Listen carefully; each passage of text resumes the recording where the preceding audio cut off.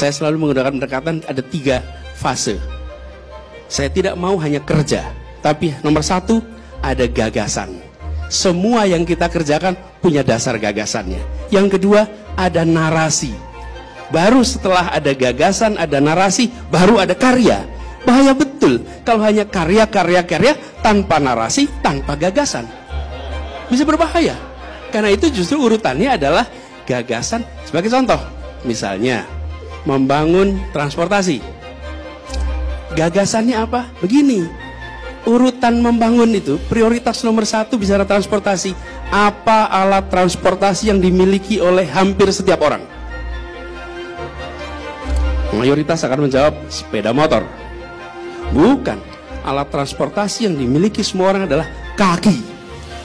Kaki. Karena itu yang harus dibangun pertama adalah untuk kaki. Ini gagasan. Jadi nomor 1 pejalan kaki. Nomor 2 adalah kendaraan bebas emisi. Ada sepeda, ada kendaraan listrik. Yang ketiga adalah kendaraan umum. Yang keempat baru kendaraan pribadi. Jadi begitu ada gagasannya, tumbuhkan dalam bentuk narasi, actionnya. Yang dibangun urutnya begitu. Kalau kita tidak konsisten dengan gagasan, nanti yang dibangun nomor 4 terus tuh. Fasilitas untuk kendaraan pribadi. Kenapa? Karena bekerjanya tanpa menggunakan gagasan. Itu contoh. Jadi ketika kita membangun trotoar, mengapa bangun trotoar?